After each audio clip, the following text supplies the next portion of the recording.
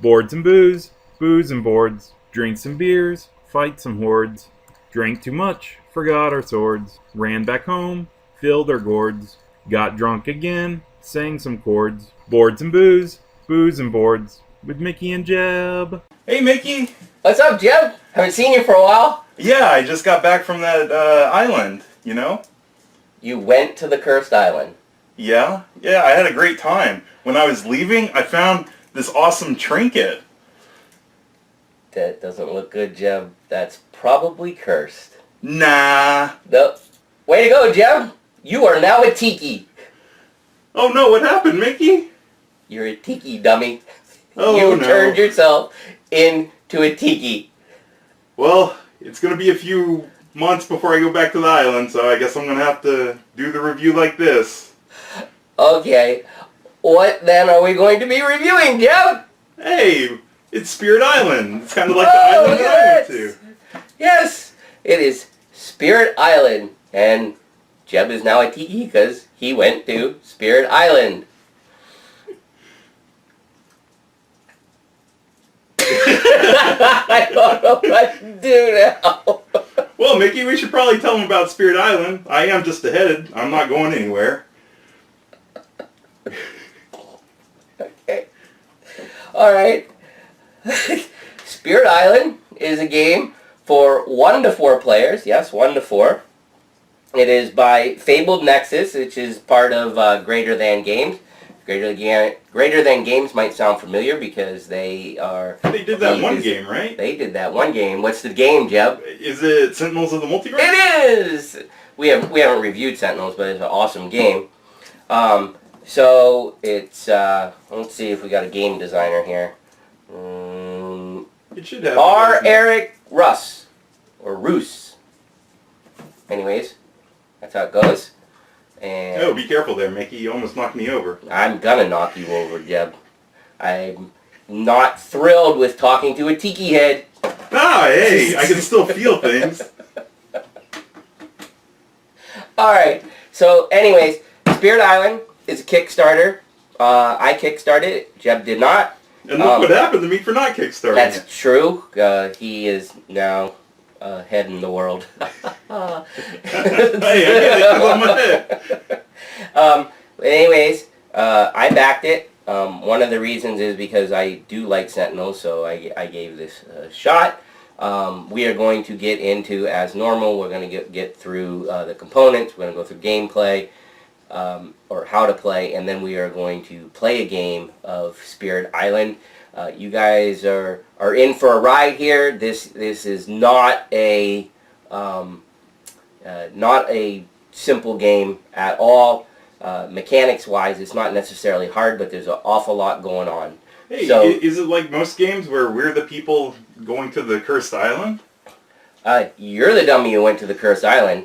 No, actually, in this game, Jeb, you are one of the many spirits that inhabits the island. You play as a spirit, and you are trying to defend against the invaders that are trying to take over your island. So that's basically the gist of the game, and you need to meet the win conditions to push back the invaders. It sounds like a fun game. I wish I was on that side in real life. But I kind of drew the short straw. That You're not so smart, Jeff. So, anyways, we'll be back in a minute, unless the Tiki has anything else to say with the components. There's a good amount of components, and then again after that we'll get into the mechanics of the game, and then we'll get into gameplay. Hey Mickey, my nose itches. Ah! Okay, so we're gonna go over the components of Spirit Island. So as you can see, there's a good amount of stuff, but it all really comes together. There is a lot of stuff. Okay, so I guess we should start somewhere, right? So we will start with the tiles that will create the island. Okay, so these are island tiles. There are 4 of them, and one of the cool things is basically you use one tile per player.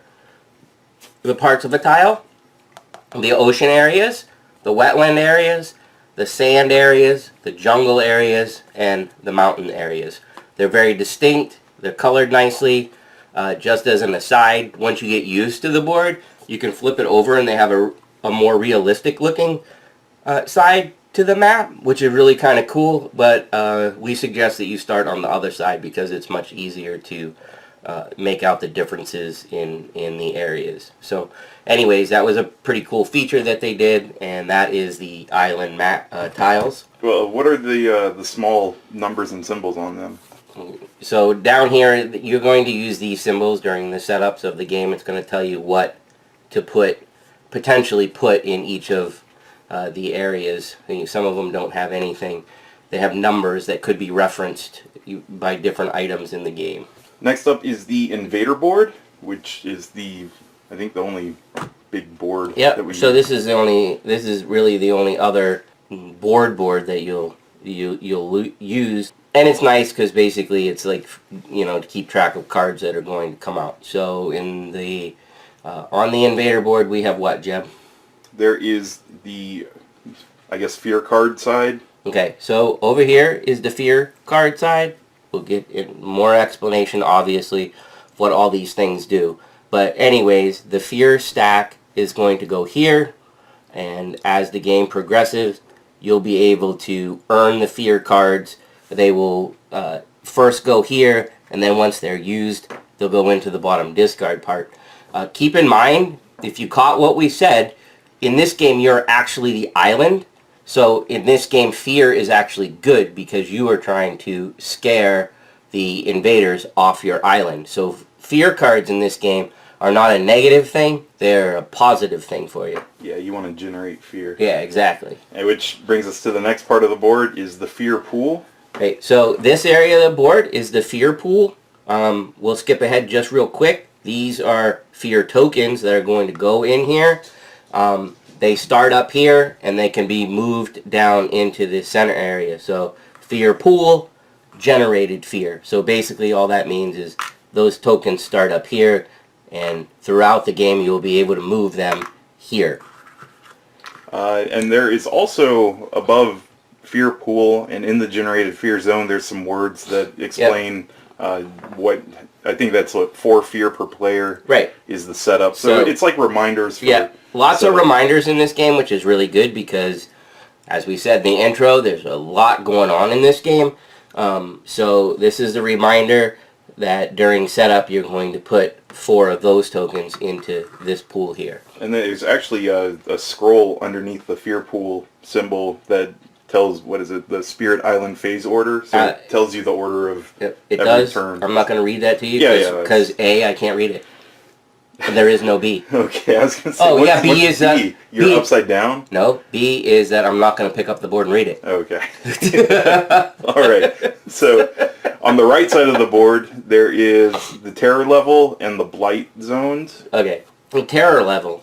So the terror level is basically your win condition, and we'll get into more of that later. But this is kind of cool because when you see us set up the fear deck, this area of the board can actually change. We'll get into more of that later. The section right below the terror level is called the blight section. The blight in this game is basically damage to the island, spaces on the island, however you want to call it. The rule book actually elaborates on it, calling sometimes land has natural blight, like you had a forest fire caused by natural things that, they're normal occurrences in nature. But as invaders come along, they can cause blight that the island doesn't want. So like tearing down a forest to build a city. So a little bit of blight is okay. Right. A lot of blight can get bad. Yep. And it can be really bad, as you'll see. So anyways, that's where you're going to keep track of your blight. And then the last thing on the board is at the very bottom is the, I believe the invader cards. That's where they'll be going. Right. So, just real quick, that's what they look like. We'll get into how that works when we go over the mechanics of the game. But those go right there. And as you can see, they're going to do things. They're going to move across the board. So that is the invader board. It's actually out of the picture, but right here is the Explore, Build, Ravage, and Discard. I'm moving this because the next thing we're going to talk about are the Spirit panels. And bring the whole stack in, Jeb, so they can see how many they get. Like, yeah, there are a ton. It's really kind of cool. So, these are the spirit cards. So, basically, this is your character card for the game, represented by a spirit of the island. Each of the cards tells you the difficulty level of it. Somewhere on it, it'll give you, not somewhere on it, right there. I'm not going to go through every single card, but it gives you all the characteristics. It'll give you what the specific setup is for this particular spirit. And then they're double-sided. So this is the side that you will use during the game. We'll get into more of this, but it's broken into the phases of the game. So you basically work from the top of your spirit down when it's the island turn, and you do all of the things on the spirit card. The one thing to point out that I missed the first time playing it, there's actually underneath the picture a little thing that says special rules, Yep. which applies to your spirit.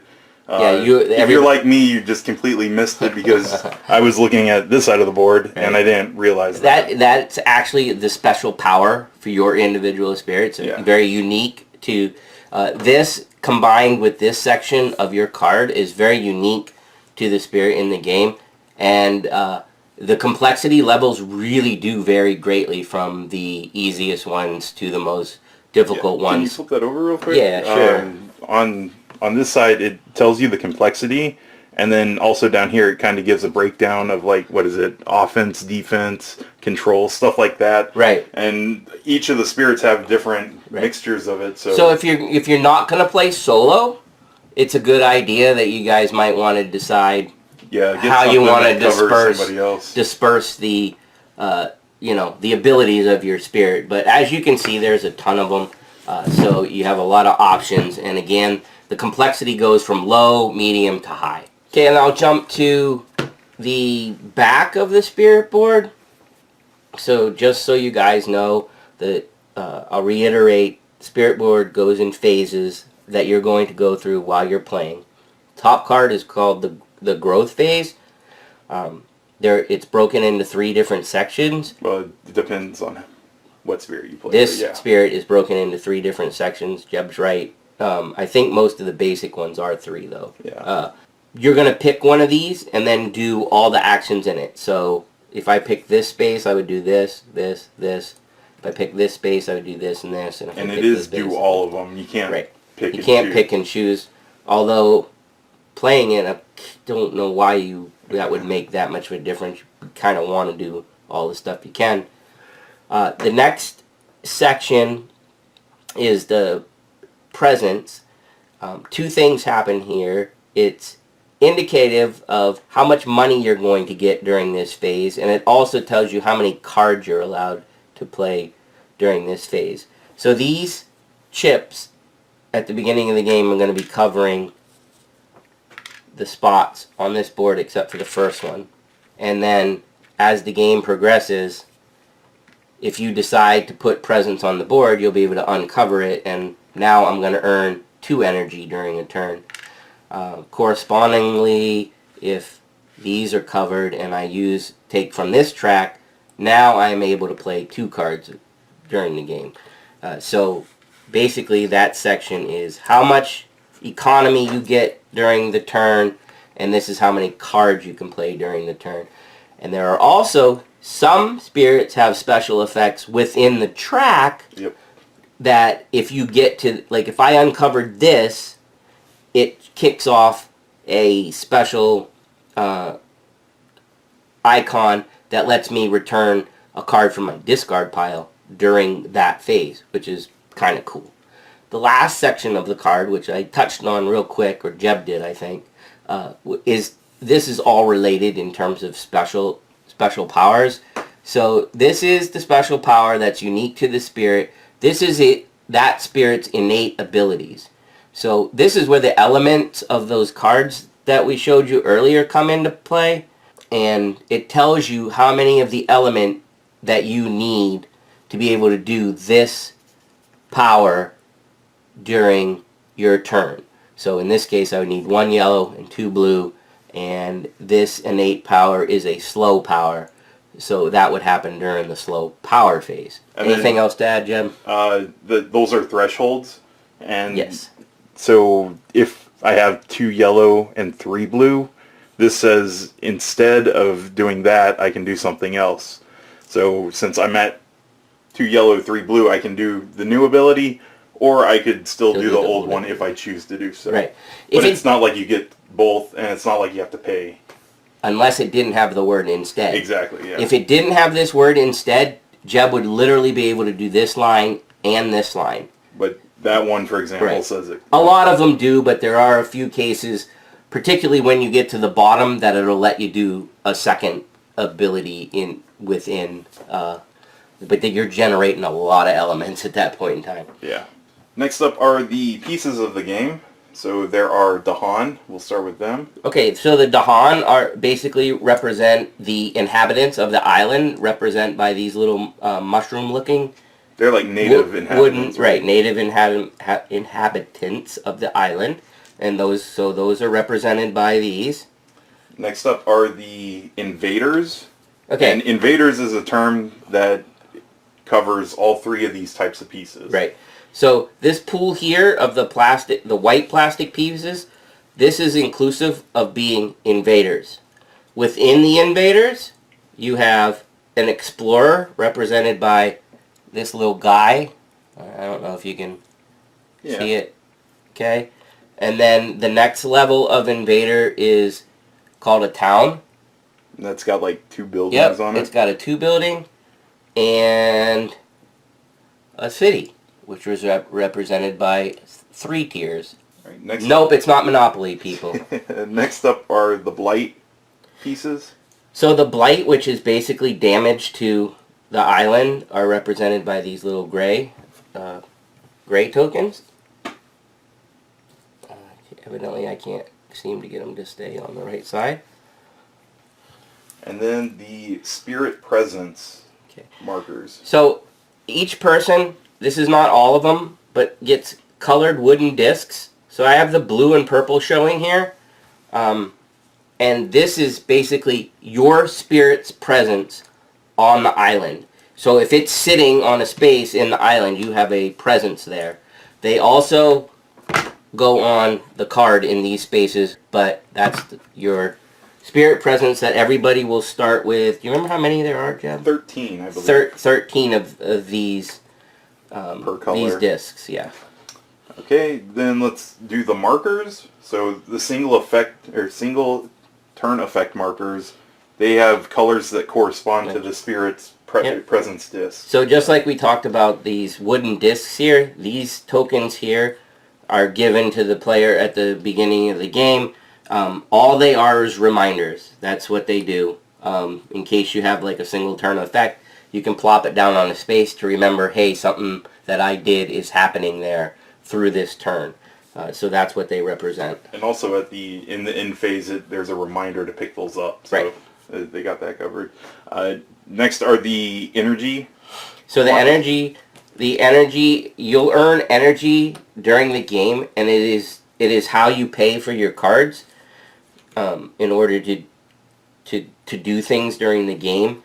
You have 1s and 3s, very easy to recognize. Those are the only 2 values, and the 1s are significantly smaller than the 3s, so it's pretty easy to keep track of the energy that you have during the game.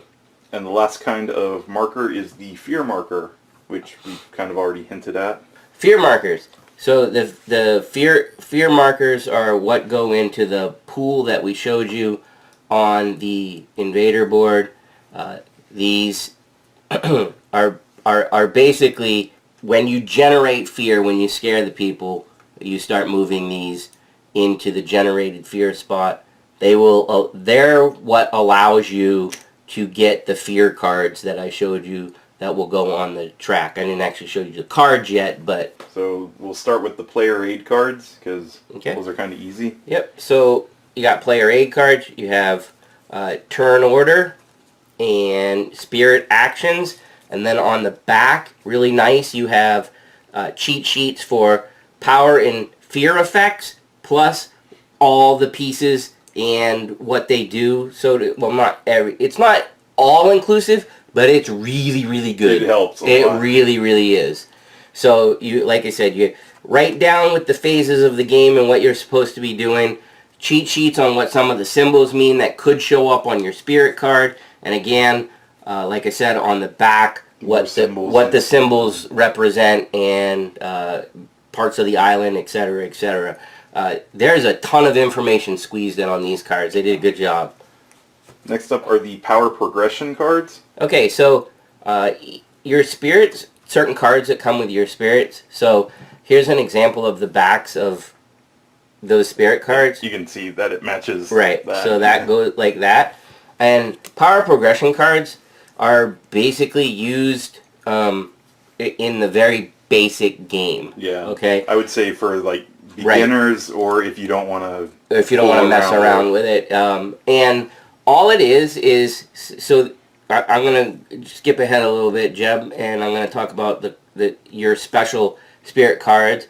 They go hand in hand because you'll, along with these, you'll pull out the powers listed here, and you'll kind of keep them separate because it tells you what to take when you can gain a power instead of taking them randomly off the stack. So actually, I don't know that I jumped ahead or not, but that's what these are for.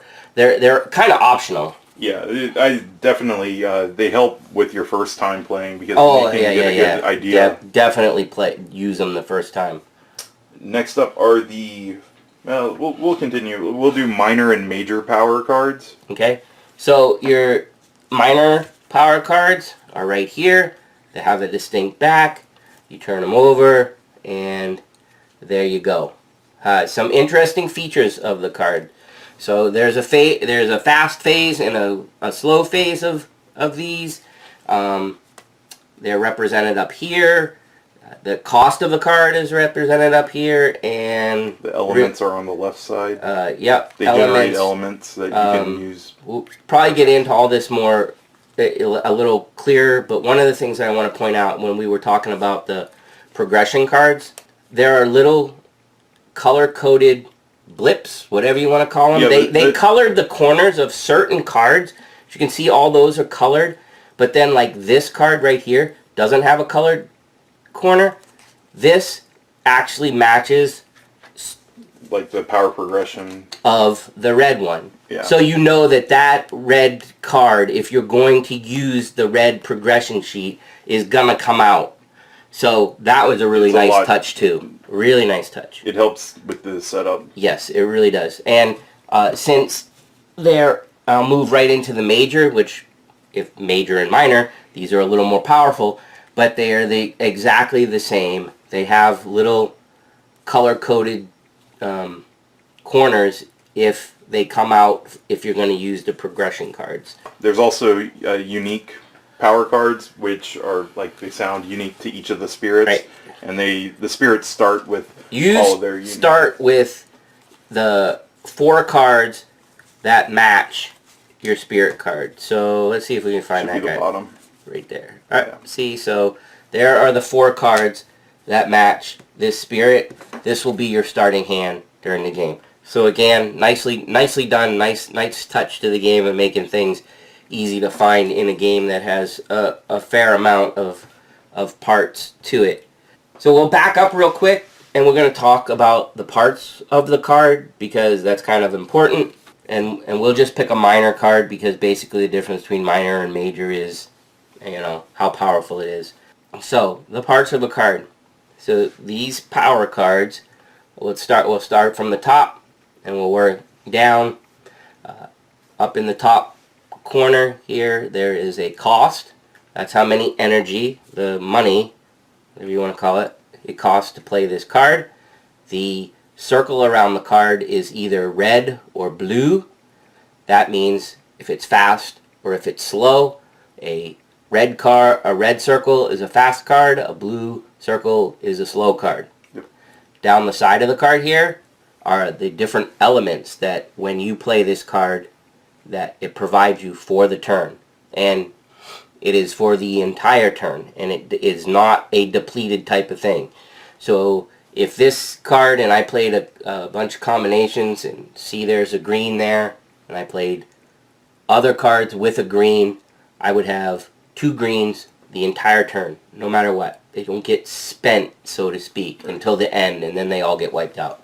The next section of the card, right here, again, tells you if it is a fast or slow. And that's by a blue turtle or a red bird. So we have blue turtle, red bird, and again, just fast or slow. The next section of that middle area tells you the range of the card. So remember, we talked about presence.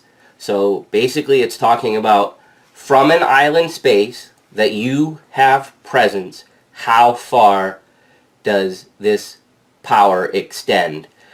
So in this case, it's a little bit different symbol. It has a sacred site, which means, all that means is that you would have 2 presence in one spot. 2 or more. 2 or more. Yeah.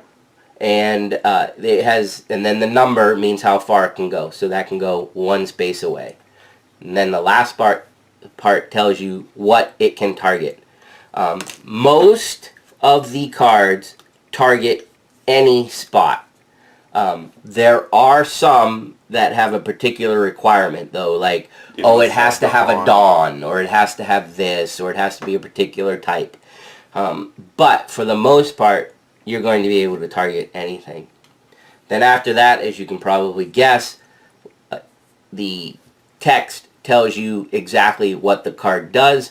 The important part to remember, do as much as the card as you can from top to bottom. I'm not going to try to read this upside down. Yeah, but whatever that text says, you would, when you played that card, you would be able to do that ability. Next up are the fear cards. Okay, so the fear cards. So these are what are going to get stacked here. These little dividers are actually going to go between certain levels. And as you earn fear, they will go face down into that spot. And you'll be able to use them during the game. A fear card consists of 3 different sections. A terror level 1 section, a terror level 2 section, and a terror level 3 section. As this spot of the board changes, indicates which part of this card you get to use for the game, and it is helpful to you as the island, helping you survive. Okay, next up are the invader cards. Alright, so the invader cards. They're the ones that we said will go here on the board. They're going to move across the board. But the invader cards will, depending on what spot they're on in here, will have different effects on whatever card is flipped over on that spot. So this card represents jungle. This card represents sand. Whatever space it's on this track, jungle would be affected if this card is on that spot that says ravage. Sand would be affected if this card was on this spot of build. And then there's a backside to this that I don't have opened up, but there's a discard that would be right there. So as you can see, there's arrows, and the way the game progresses is once this is flipped in explore, it gets put over to build. Then the next turn after build happens, it gets moved over, and then after ravage, it gets discarded. Right. Not all in the same turn. It progressively goes faster. These are also in numerical order based on level, so to speak, of the card. So you start out with all level 1s, and then as the game goes on, you start working down into level 3s, and as you can notice, they start affecting 2 different parts of the island. So it gets kind of crazy. So during setup, which you'll see in a minute, these terror level cards are going to use the fear cards, and so it's kind of going to look, this is not going to be exact, people. So you're going to have a little bit of card here, and a little bit of card in the middle, and a little bit of card underneath. That's how it stacks on the space. And this is random every game too. There's no level to the fear cards, so you never know what's going to be where. They stack there. As you use up these cards when they come off, the second that card comes off, this switches the terror level. This goes over. And it changes your And it changes the victory condition. Anytime during the game that you meet that, even if it's the second that you flip this over, if you meet that condition, you win. So that's another nifty little mechanic they put in there. Not, I wouldn't say that like this particular part is something that you haven't seen before, right. But it adds a really, really good touch to this game, and using these to change the level was pretty smart. Yeah. And then next up are the Blighted Island cards, okay. Or yeah, the Blight cards. So the base game comes with 2 Blighted cards. You don't have to play with them. You can just play with this spot if you want.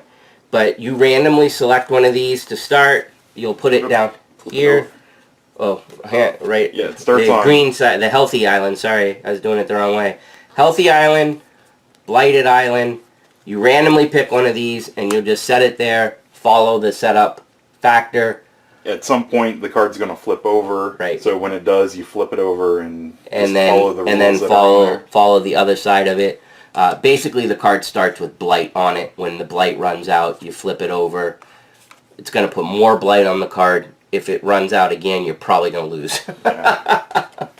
Next up are the adversary and scenario panels, which these are kind of extra, I want to say, because when you play the game, you don't have to have these, but they add more rules and more difficulty and stuff like that.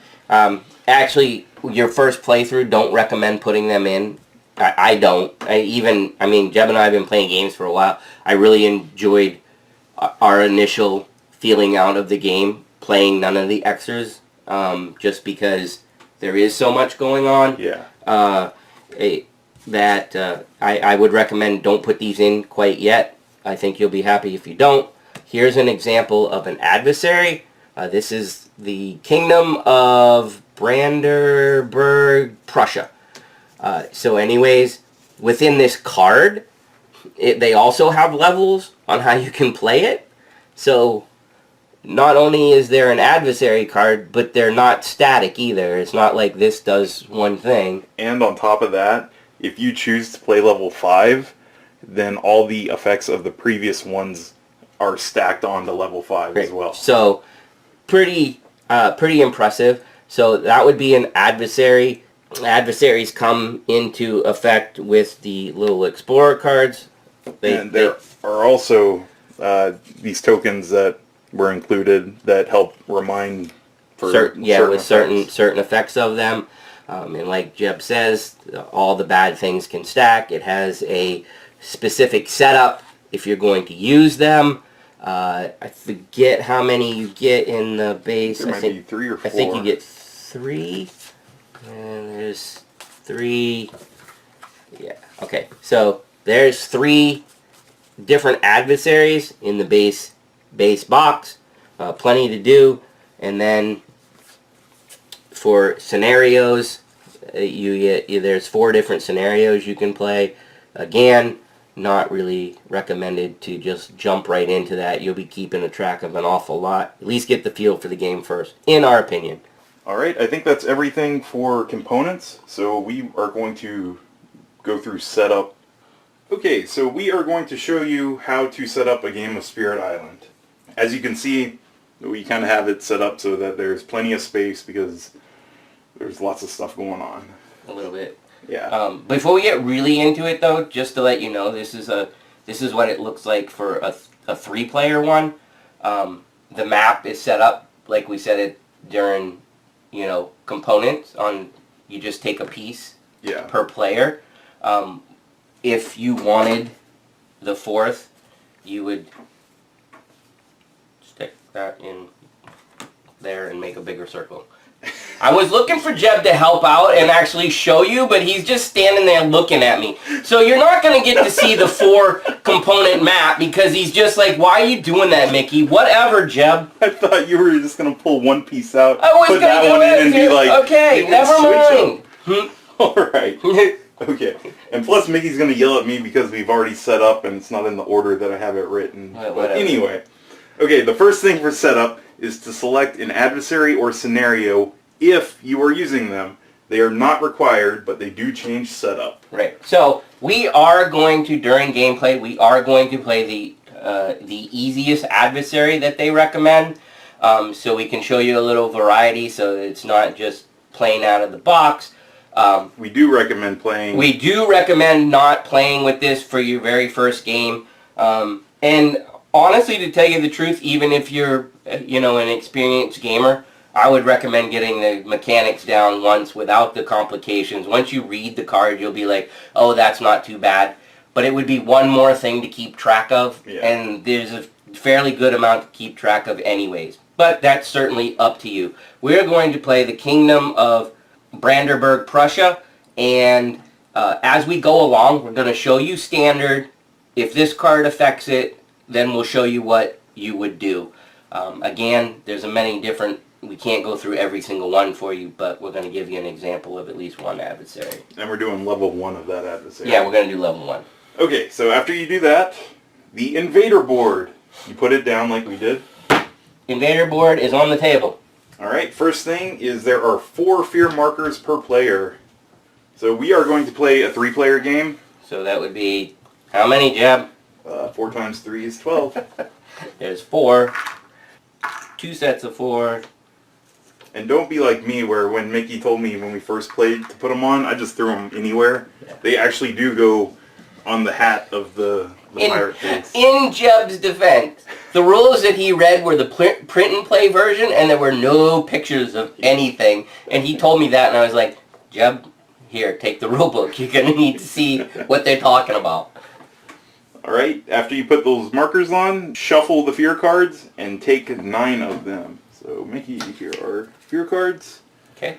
So, again, another point of variety in the game. You got a nice big stack of fear cards. I'm going to shuffle them up. 1, 2, 3, 4, 5, 6, 7, 8, 9. Notice there's a whole stack that aren't even going to be used. So, those are out for this game. Alright, and then now we are going to put the dividers into the pile of fear. Right, so basically it's piles of 3. And then 3. Yep, so if you want to show them exactly. So that's the level 3 terror. So that's going to be, well, I'll just use this one. That'll be on top of the bottom pile. Put a stack in the middle. Stack that. And then that's how you start the game. Make it nice and neat. And stick it on the part where it says victory. Notice that this does say victory. So this is actually a victory condition. If you can move all of that stack off, as soon as that shiny little guy is showing, guess what? You get to win. And here's one of the things where the adversary card comes into play. Fear cards. Level 1 is still 9, but as it goes down the chart, once you get to level 3, you set up with 3, 4, and 3, meaning the top stack is 3, the middle stack is 4, the bottom stack is 3.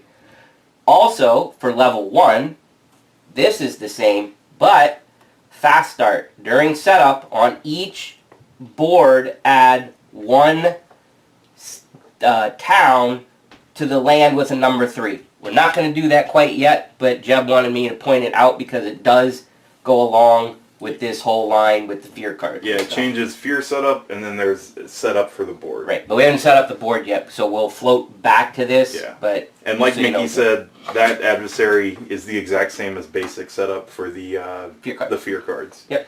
All right, after that, make the invader deck. Okay. And to do that, you are going to separate the 1, 2, and 3 piles. So at the top of the card, you can see ones. It's hard to see. Maybe Jeb will even put a pop-up. I don't know. No, he's not. I'm going to be lazy about that one. All right. It's Roman numeral 1, 2, and 3 on the top of the back of the card. All right. So anyways, so they are in order now. You separate the piles because you're going to take... Oh, that's right. Because a certain number of each of them. Yep. So, there's the 2s. There's all the 3s. So shuffle the 1s up, and you're going to take 3 of them. 1, 2, 3 number 1s. Then you're going to shuffle the number 2s and take 4 of them. 1, 2, 3, 4 number 2s. And then 5 of the number 3s. 1, 2, 3, 4, 5. And in each case, or there's one left over. So again, a nice And then you variety stack in the game. Stack them in order, 1, 2, and 3. And you place them on The Explore section of the board. Alright, next up is the random blight card, or if you don't use one of them, you just use the board. Okay. So we have decided that we were going to use one, correct? yes. We are going to use a blight card for this game. Again, we ran through this game the first time. We did not use it. Just so you know what it says. Basically, it's put 5 blight per person on this spot, and then it says if this is ever empty, you lose. Yep.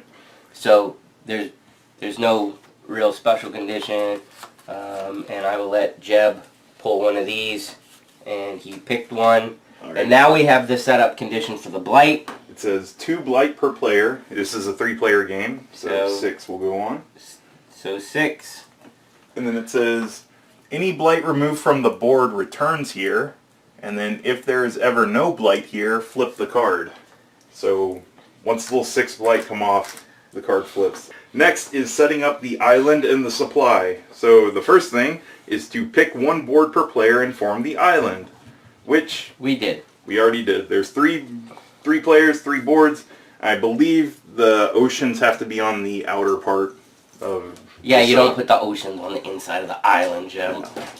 Next up are populate the island with invaders, Dahan, and blight. Okay. So again, your invaders are all these white pieces. The Dahan are these The mushroom wooden, dudes. the wooden pieces. We're gonna. I don't know how much of the supply you guys will be able to see because it's gonna be down here.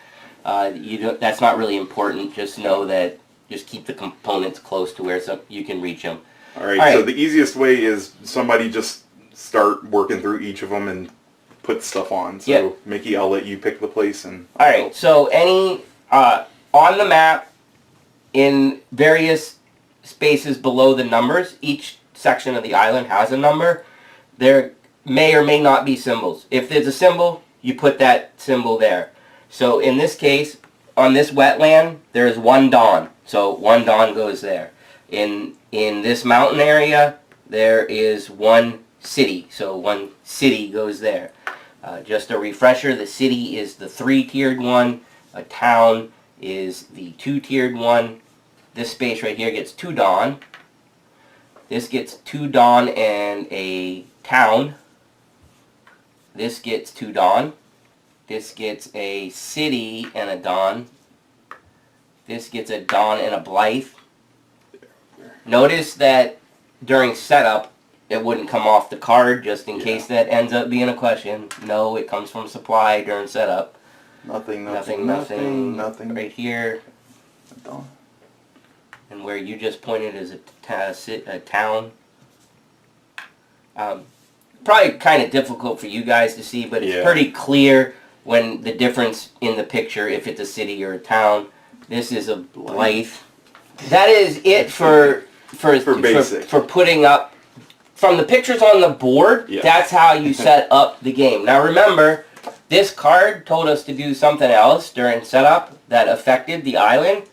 So, fast start. During setup on each board, we add a town to land number 3. So each of these boards is going to have a number 3, so there should be a town coming into each spot. 3 here. And the town goes there with that. Alright, so we added it, and I think that's everything for the startup on that Prussia guy, right? Yep, that's it. There is a one particular note. There is no additional loss condition with this adversary. There is a stage 2 escalation though. We'll touch on that real quick here. Within the level 2 cards of the invader deck, there are cards that have a little castle symbol with a flag. I think they actually call it the flag symbol. Yeah. Every time that one of those is turned over, you do whatever the stage 2 escalation is on your adversary. In this case, what's going to happen to us is called a land rush. And on each board with a city or a town, add one town to a land without a town. More bad stuff for us. Yeah, because that's actually an either or thing. So and this would be a board, because it says each, so each of these is a board. So unless it's wiped out of building type of stuff, it's gonna be bad. And then the next thing is to place the minis in a pile, which it's kind of off screen, but we've got our piles set up all around the table. Next is the player setup. So each player is going to take the presence and turn effect card of the same color. So I think I know which one Mickey's taking. I will be blue as normal.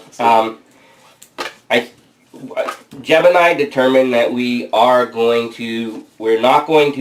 looked through the spirits, and in order, just so you guys get the mechanics and how this game plays, we're not going to venture into any of the moderate or complex spirits, because the back of the card gets kind of, some of them get kind of funky. So we're going to play straightforward, and I think it doesn't really matter, but during the actual playthrough, I'm going to try this Earth guy this time. He's called Vital Strength of the Earth. I don't know what Jeb's going to be, and I don't know what Haley's going to be, but it doesn't really matter to show you guys how this works. All right. Hopefully you can so you have see this. Yeah, you can see my hand here. All right. So you got your blue spirit presence tokens. I got all those. And then your blue one-turn effects. I'll take this I'm purple. going to guess Haley's going to end up being purple. But here you go. We've got that stuff. So Mickey has all the blue. He chose his spirit, so he got the panel, and he's going to get the 4 unique cards for his guy. Right, and as you can see, I have this rock-looking guy, so scanned real quick through this pile. Oh, there he is. And there should be 4. 2, 3, 4. And I think you decided that you're not going to play with spirit progression. I am not. This time we are not. We're not going to. I believe Haley will be. Right, and at this point is where you would grab your spirit or your power progression card. All right, next is the players are going to start on different piles.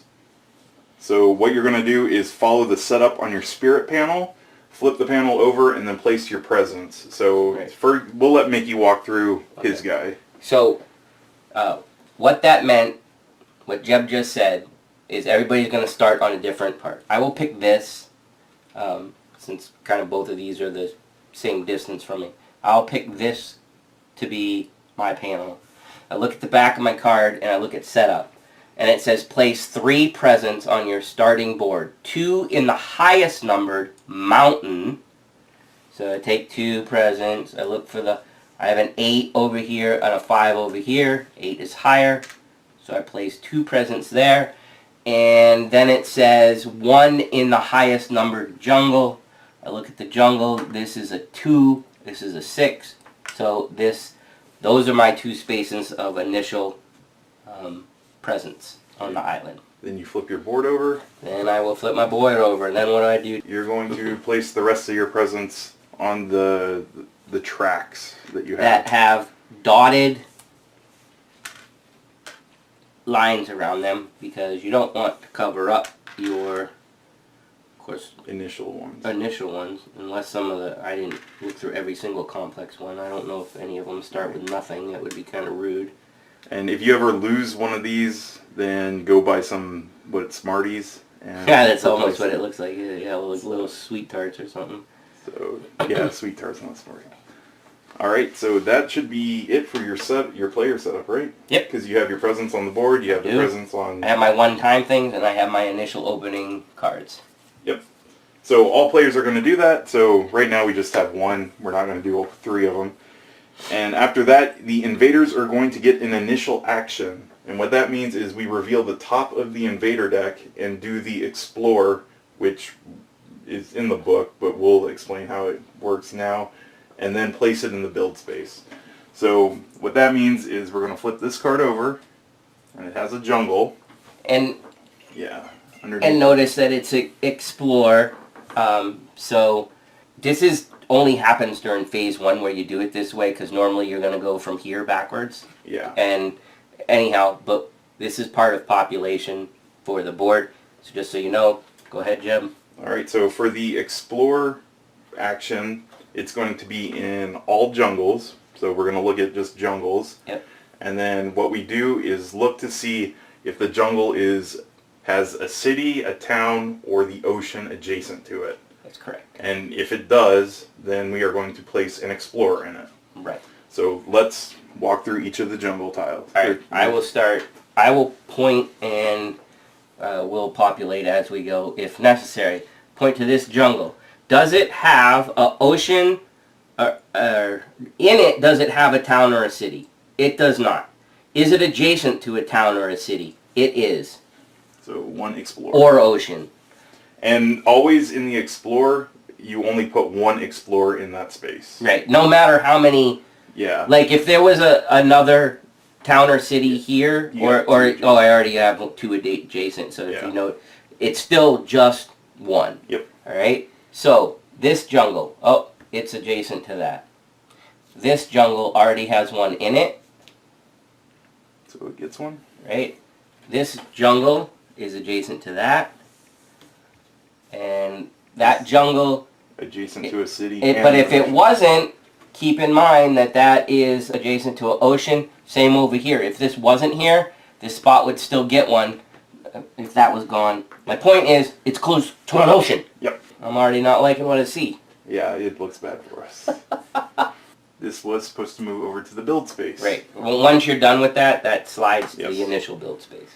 Yeah. What about, We'll just make you that didn't have anything on setting up the power cards or anything? Do I need to open the book? Ooh, I skipped that part. Oh, that's Shuffle good. minor and major power decks. Okay, so you just hop right into it right now. Alright, so right before we start with gameplay, I missed in the setup where we were supposed to shuffle the minor and major power decks. It doesn't really matter where you do it because you're not going to pick from them right Yeah, away. you don't do it yet. So you just shuffle them up. Remember that if you were playing the progression, you would have already pulled your cards out based on the color you're playing.